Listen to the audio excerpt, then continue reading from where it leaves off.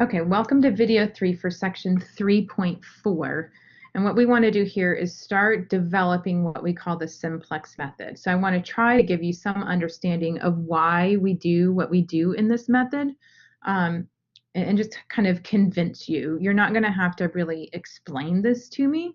It'd be great if you could, but I want you to understand why it is we do what we do when we use this method, and then ultimately in the end, you just need to make sure you can do this method.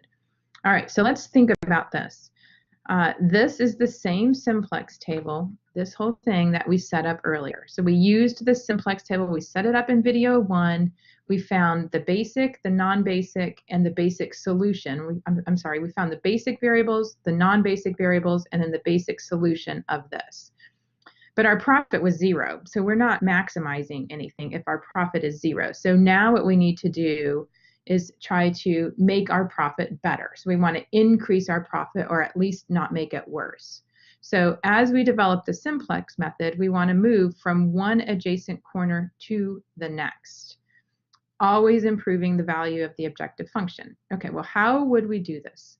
So let's think about our profit function right here. So when we wrote our profit function, it was P equals 90x plus 75y. Okay, 75, sorry. All right, so when I analyze this and I think about which variable, x or y, chairs or sofas in this case, has the most impact on this profit function. Well, 90, if you take an x value and you multiply it by 90, right, versus some y value that multiplied by 75, because 90 is bigger than 75, we're thinking that this might have a little bit more impact. So right here, this might have a larger, that says larger impact. Okay, so because of that, what I want to do is look in my table then and say, okay, well, that means that this column right here is probably the column that I want to investigate when I go to pivot on this. And so now what you're going to notice is we're using all those row manipulations that we used in chapter 2 that you guys tested on so well. I'm going to use this column. I know that if I analyze this column and use this first column right in here, that it'll have the most impact on my profit. So negative 90 in a sense is a larger negative than negative 75. So the first thing you do is always select the largest negative in your profit or in your objective functions row. And that's what this says right in here as number 1. Okay, you're going to select the largest negative in the bottom row. The bottom row because that's your objective function. The largest negative because when you actually write it as the objective function like we had over here, it has the larger impact. So that is how I identify the pivot column. All right, so now we say, all right, well, let's assume then that y is going to be set equal to 0. So if we set y equal to 0, and I'm doing that because I picked x to be the column that I'm working on, so I'm going to set this other variable then here, y equal to 0. Okay, well, if I do that, then I know that 3x has to be less than or equal to 66, right? And I know these are equations, but bear with me. I'm going to write it as an inequality at this point. 9x has to be less than or equal to 180.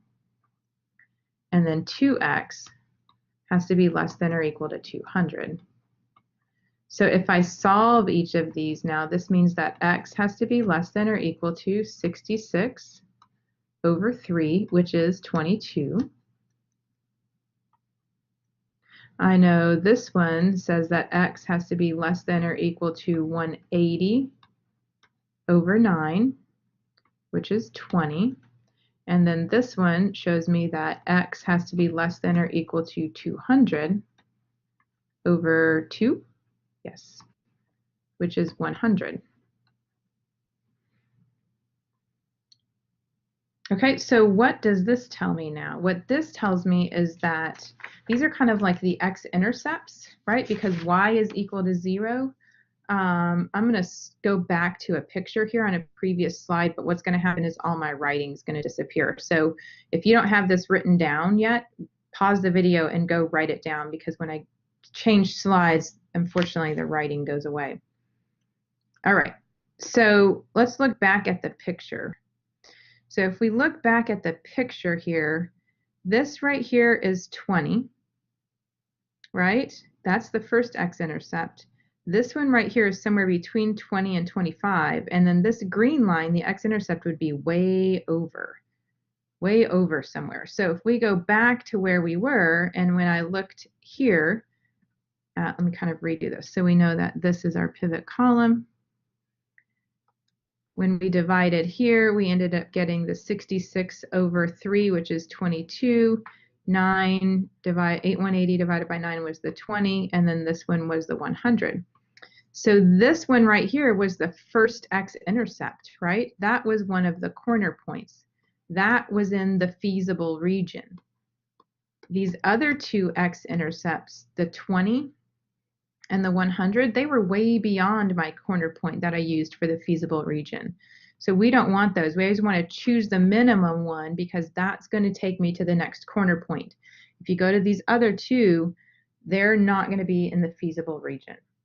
Okay, so what did we do on this one? Well, what I did was take this number here, 66, and I divided it by 3, and I got the 22. I took the 180 and I divided it by 9, I got the 20. And then I took the 200 and I really divided it by 2, and I got the 100. And what I've decided is that I want to use this row because that's where the corner point is. That was in the feasible region. So we always do this division and then take the lower number. So in a nutshell, what does this tell me? I'm going to clear this out. In a nutshell, that tells me that this 9 is my pivot element. 9 is the pivot element. And I'll show you how to pivot and all that in just a second. So don't worry about how are you going to manipulate this table. All I want you to do now is to be able to pick the pivot element. And here is some instructions down here, or some guidelines on how you do it. So remember the pivot column, we selected this column because negative 90 was the largest negative. The pivot row, let's read this. For each row, except for the last, because that's your objective function, divide the last entry in the column by the corresponding entry in the pivot column. That's when we did the 66 divided by 3, the 180 divided by 9, the 200 divided by 2. We divided all those, and what did we do? We found the smallest non-negative ratio. Well, we don't have any negatives here, but we would ignore any ratio. We would ignore any ratios that are a result of dividing by 0, and any 0 ratios that are divided by a negative number. So these will not send us to a corner point, and I'll deal with that later on. Okay, but what we have right here is our pivot point. All right, so if we pivot on the 9, let's move over to the next slide, and I have these tables done for you. I'll show you how I generated these tables here later. We're going to use this website right up here in order to do this. All right, so here's the same table. What we did was pivot on this 9, right? Well, when I pivot on that 9, do you remember from chapter 2? That means that what we want to do is make this a 1, and then we want to make everything else. We want to make this, and we want to make this zeros. Okay, so let's look at this table then over here. Isn't that what we did? So here's a result of pivoting the 9. We made that a 1, and everything else in this column became a 0. Okay, now what we need to do is go pick our basic and non-basic variables so that we can find our solution. So remember, the basic are the ones with 1s and 0s, the columns with 1, 1, and everything else is 0. So this is a basic column, this is basic, this is basic, and this is basic. These are non-basic. So that means we set all of this equal to 0. So y is going to be 0 at this stage, and s sub 2 is going to be 0 at this stage. Okay, what are the solutions for all of the other variables that are the basic variables? Well, if we look here, this is S sub 1. S sub 1 is going to be 6 because everything else is 0, right? 1 S sub 1 plus 0 S sub 3 plus 0 P is 6. Remember how to read these? For this one, this is the variable x, right? So x is equal to 20. This one is S sub 3. S sub 3 is equal to 160. And then this is the variable p. It's equal to 1800. So that is the solution at that stage of the game.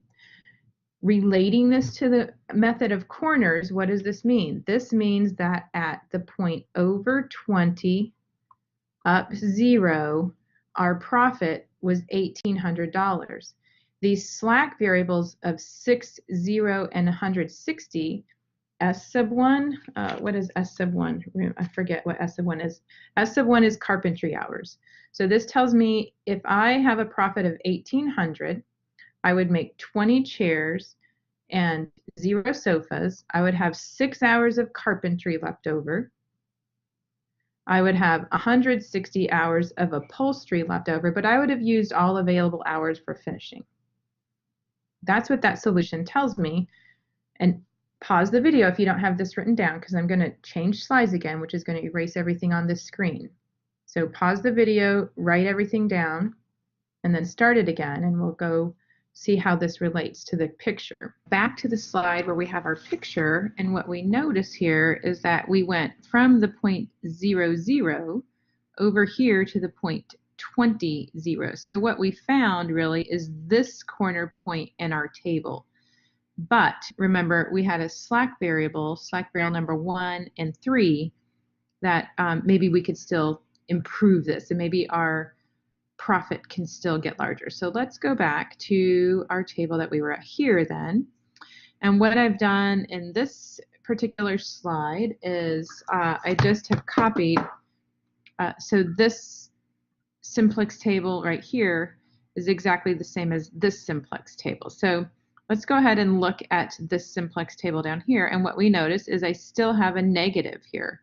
So that means I still have a value in my profit function that I could use to likely make my profit increase more. So since I have a negative down there, that means that this is going to be my pivot column. And then what we need to do is take the elements in this last column, and as long as they're not negative and not 0, we can use them, and then we divide them by elements in our pivot column. Then we take the lowest one, and that one gives us the pivot row. So what we will do here is take 6 divided by the 2/3, and when I take 6 divided by 2/3, we get 9. For the second row here, I want to take 20. I'm going to write it over here a little bit. I'm going to divide that by 4/9. And when I take 20 divided by 4/9, that gets me 45. And then I'm going to take 160. I'm going to divide that by the 82/9. And I've used a calculator for all of this. And that gives me about 17.5, 17.6, somewhere in there. Okay, now remember you have to choose the lowest value on this so that you stay in your feasible region, and that is going to be the 9 that we see right here in row 1.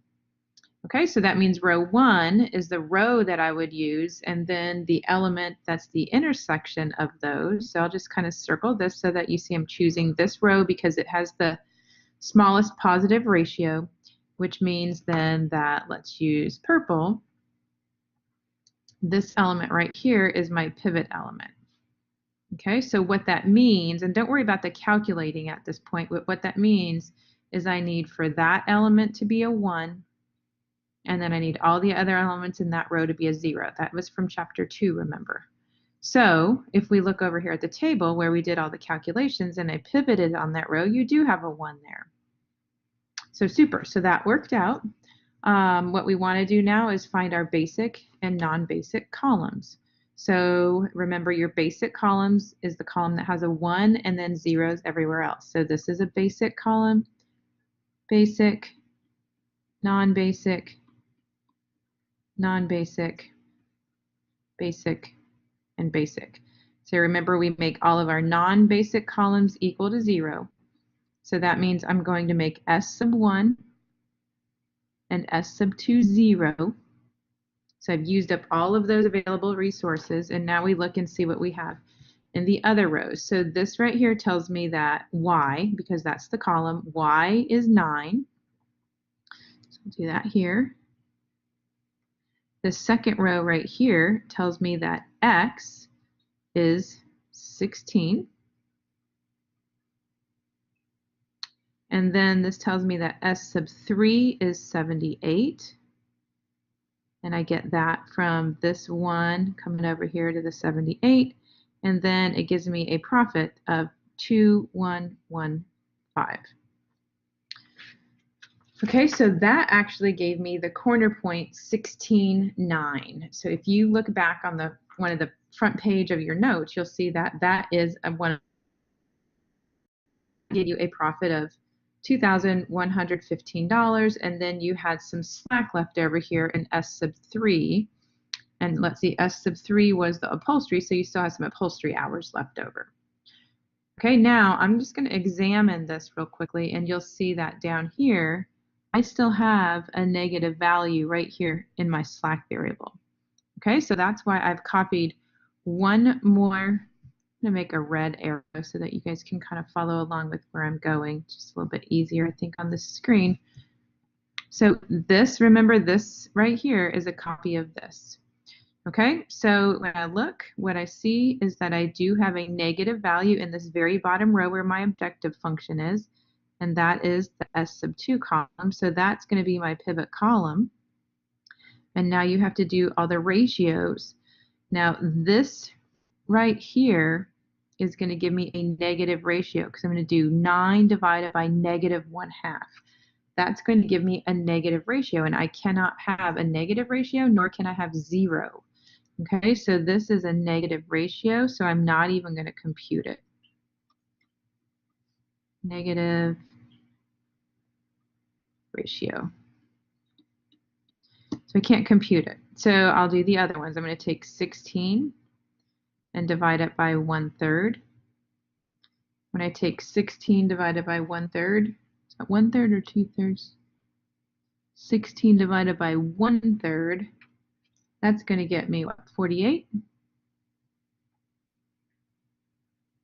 And when I take 78 and divide it by 13/3, 78 divided by 13/3, that is going to get me, if I could read my own writing, I think it says 18.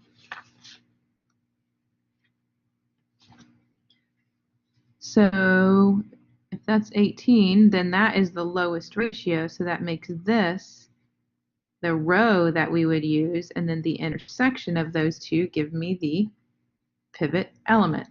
So here is my pivot element right here. So if you look over here in this next simplex table that I have for you, it made that a 1 and everything else in the column is 0. So that in fact did pivot on that point, and now when I examine this row down here, everything is positive. So this tells me that I've reached my final solution. You have to go find your basic and non-basic variables. Okay, so X, this column right here is a basic variable. This is a basic variable. This one is non-basic. This one is basic, non-basic, and basic. So remember, the non-basic we make 0. So that means that S sub 1 is 0, S sub 3 is 0, and now you find all of your other values. So this one tells me that 1y is 18. So y is 18. Similar process tells me that x is 10. And then S sub 2 is 18. and P is 2,250. And if you go look back on page 1 of your notes, you'll see that we found the corner point that maximizes this objective function to be 1018, and we had a maximum profit of 2,250. And now what we know in this one is that we actually had 18 hours left in finishing. So the slack variable tells me how much I have left over. Okay, so this says that we would produce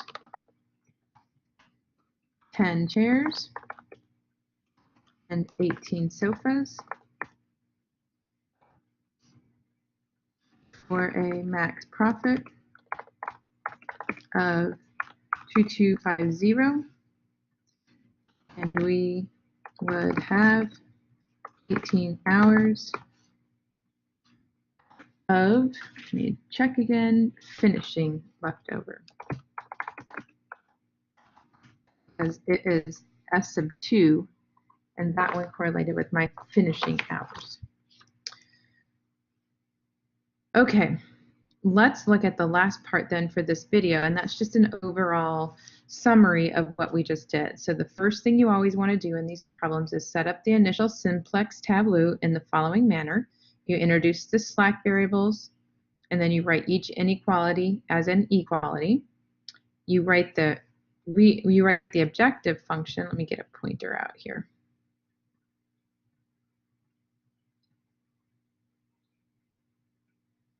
All right, so we're right here. So you rewrite the objective function in the form of something where you have a positive p and it's set equal to 0.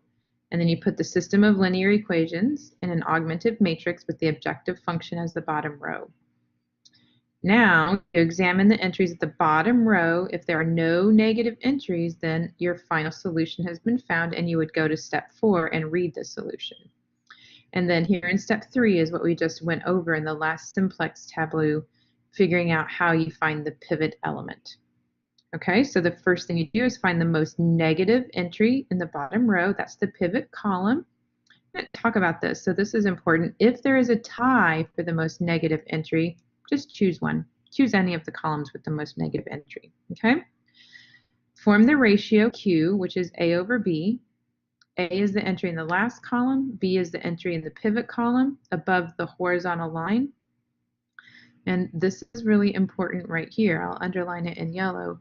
Only find the ratio B, the ratio if B is greater than 0. Greater than 0. So that means it can't be negative, so no negatives, and not 0.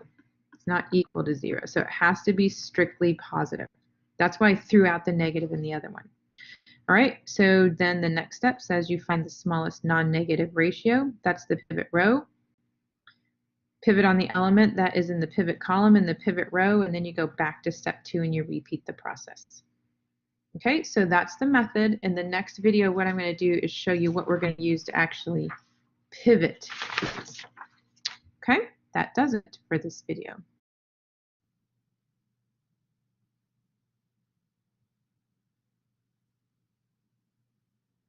I think it must be wrong here.